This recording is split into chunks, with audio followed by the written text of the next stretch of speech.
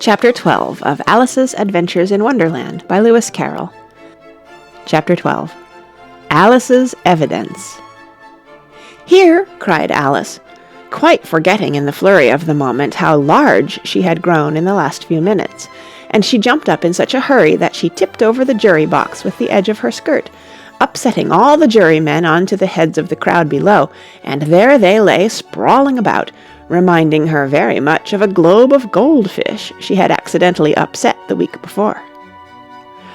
"Oh, I beg your pardon!" she exclaimed in a tone of great dismay, and began picking them up again as quickly as she could, for the accident of the goldfish kept running in her head, and she had a vague sort of idea that they must be collected at once and put back into the jury box, or they would die.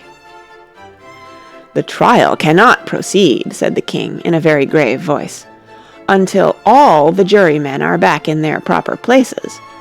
All," he repeated with great emphasis, looking hard at Alice as he said so. Alice looked at the jury box and saw that, in her haste, she had put the lizard in head downwards, and the poor little thing was waving its tail about in a melancholy way, being quite unable to move. She soon got it out again and put it right. "Not that it signifies much," she said to herself. "I should think it would be quite as much use in the trial one way up as the other." As soon as the jury had a little recovered from the shock of being upset, and their slates and pencils had been found and handed back to them, they set to work very diligently to write out a history of the accident, all except the lizard, who seemed too much overcome to do anything but sit with its mouth open, gazing up into the roof of the court. "What do you know about this business?" the king said to Alice. "Nothing," said Alice. "Nothing whatever?" persisted the king. "Nothing whatever," said Alice. "That's very important," the king said, turning to the jury. They were just beginning to write this down on their slates, when the White Rabbit interrupted. "Unimportant, your majesty means, of course," he said in a very respectful tone, but frowning and making faces at him as he spoke. "Unimportant, of course I meant," the king hastily said, and went on to himself in an undertone. "Important, unimportant, unimportant, important," as if he were trying which word sounded best. Some of the jury wrote it down important, and some unimportant. Alice could see this, as she was near enough to look over their slates. "But it doesn't matter a bit," she thought to herself. At this moment the king, who had been for some time busily writing in his notebook, cackled out, "Silence!" and read out from his book, "Rule 42. All persons more than a mile high to leave the court." Everybody looked at Alice. "I'm not a mile high," said Alice. "You are," said the king. "Nearly 2 miles high," added the queen. "Well, I shan't go, at any rate," said Alice. "Besides, that's not a regular rule. You invented it just now." "It's the oldest rule in the book," said the king. "Then it ought to be number 1, said Alice. The king turned pale and shut his notebook hastily. "Consider your verdict," he said to the jury in a low, trembling voice. "There's more evidence to come yet, please your majesty," said the White Rabbit, jumping up in a great hurry. "This paper has just been picked up." "What's in it?" said the queen.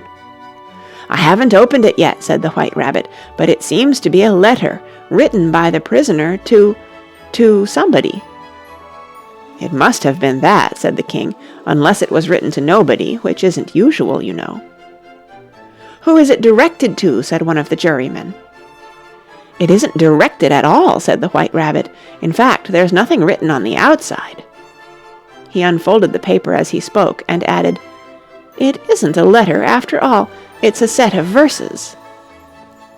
"Are they in the prisoner's handwriting?" asked another of the jurymen. "No, they're not," said the White Rabbit, "and that's the queerest thing about it." The jury all looked puzzled. "He must have imitated somebody else's hand," said the king. The jury all brightened up again. "Please, your majesty," said the knave, "I didn't write it, and they can't prove I did. There's no name signed at the end." "If you didn't sign it," said the king, "that only makes the matter worse. You must have meant some mischief, or else you'd have signed your name like an honest man." There was a general clapping of hands at this. It was the first really clever thing the king had said that day. "That proves his guilt," said the Queen. "It proves nothing of the sort," said Alice. "Why, you don't even know what they're about." "Read them," said the king. The White Rabbit put on his spectacles. "Where shall I begin, please your Majesty?" he asked. "Begin at the beginning," the king said gravely, "and go on till you come to the end. Then stop." These were the verses the White Rabbit read. "They told me you had been to her, and mentioned me to him. She gave me a good character, but said I could not swim.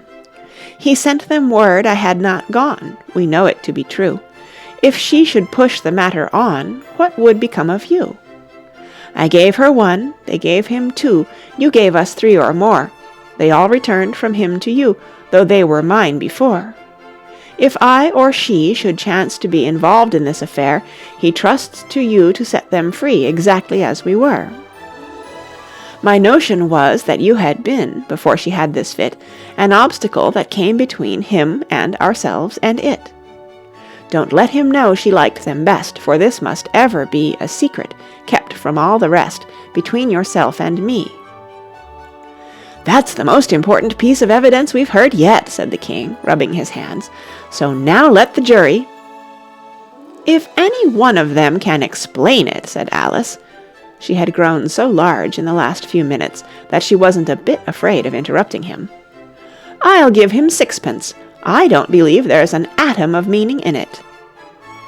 The jury all wrote down on their slates, "She doesn't believe there's an atom of meaning in it," but none of them attempted to explain the paper. "If there's no meaning in it," said the king, "that saves a world of trouble, you know, as we needn't try to find any. And yet I don't know," he went on, spreading out the verses on his knee and looking at them with one eye. "I seem to see some meaning in them after all. Said I could not swim.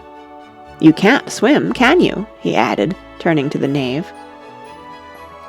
The knave shook his head sadly. "Do I look like it?" he said, which he certainly did not, being made entirely of cardboard. "All right so far," said the king, and he went on muttering over the verses to himself. "We know it to be true." That's the jury, of course. "I gave her 1, they gave him 2. Why, that must be what he did with the tarts, you know." But it goes on, "They all returned from him to you," said Alice. "Why, there they are," said the king triumphantly, pointing to the tarts on the table. "Nothing can be clearer than that. Then again, before she had this fit—" "You never had fits, my dear, I think," he said to the Queen. "Never!" said the Queen furiously, throwing an inkstand at the lizard as she spoke. The unfortunate little Bill had left off writing on his slate with one finger, as he found it made no mark, but now he hastily began again, using the ink that was trickling down his face, as long as it lasted. "Then the words don't fit you," said the king, looking round the court with a smile. There was a dead silence. "It's a pun," the king added in an offended tone, and everybody laughed. "Let the jury consider their verdict," the king said, for about the 20th time that day. "No, no," said the Queen. "Sentence first, verdict afterwards." "Stuff and nonsense," said Alice loudly. "The idea of having the sentence first." "Hold your tongue," said the Queen, turning purple. "I won't," said Alice. "Off with her head," the Queen shouted at the top of her voice. Nobody moved. "Who cares for you?" said Alice. She had grown to her full size by this time. "You're nothing but a pack of cards." At this the whole pack rose up into the air and came flying down upon her. She gave a little scream, half of fright and half of anger, and tried to beat them off, and found herself lying on the bank with her head in the lap of her sister, who was gently brushing away some dead leaves that had fluttered down from the trees upon her face. "Wake up, Alice dear," said her sister. "Why, what a long sleep you've had." "Oh, I've had such a curious dream," said Alice, and she told her sister, as well as she could remember them, all these strange adventures of hers that you have just been reading about, and when she had finished, her sister kissed her and said, "It was a curious dream, dear, certainly, but now run into your tea. It's getting late." So Alice got up and ran off, thinking while she ran, as well she might, what a wonderful dream it had been. But her sister sat still just as she left her, leaning her head on her hand, watching the setting sun and thinking of little Alice and all her wonderful adventures, till she too began dreaming after a fashion, and this was her dream. First she dreamed of little Alice herself, and once again the tiny hands were clasped upon her knee, and the bright, eager eyes were looking up into hers. She could hear the very tones of her voice, and see that queer little toss of her head to keep back the wandering hair that would always get into her eyes. And still as she listened, or seemed to listen, the whole place around her became alive with the strange creatures of her little sister's dream. The long grass rustled at her feet as the white rabbit hurried by. The frightened mouse splashed his way through the neighboring pool.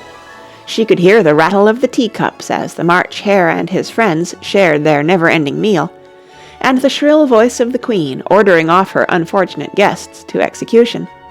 Once more the pig baby was sneezing on the Duchess's knee, while plates and dishes crashed around it. Once more the shriek of the griffin, the squeaking of the lizard's slate pencil, and the choking of the suppressed guinea pigs filled the air, mixed up with the distant sobs of the miserable mock turtle. So she sat on with closed eyes, and half believed herself in Wonderland, though she knew she had but to open them again, and all would change to dull reality. The grass would be only rustling in the wind, and the pool rippling to the waving of the reeds. The rattling teacups would change to tinkling sheep bells, and the Queen's shrill cries to the voice of the shepherd boy. And the sneeze of the baby, the shriek of the griffin, and all the other queer noises would change, she knew, to the confused clamour of the busy farmyard, while the lowing of the cattle in the distance would take the place of the mock turtle's heavy sobs.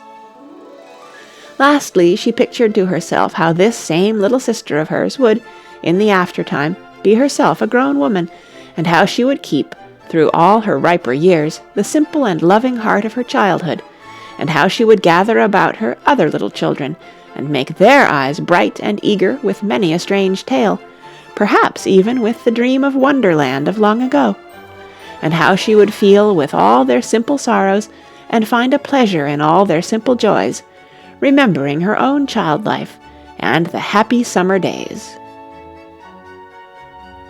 That's the end of Alice's Adventures in Wonderland by Lewis Carroll.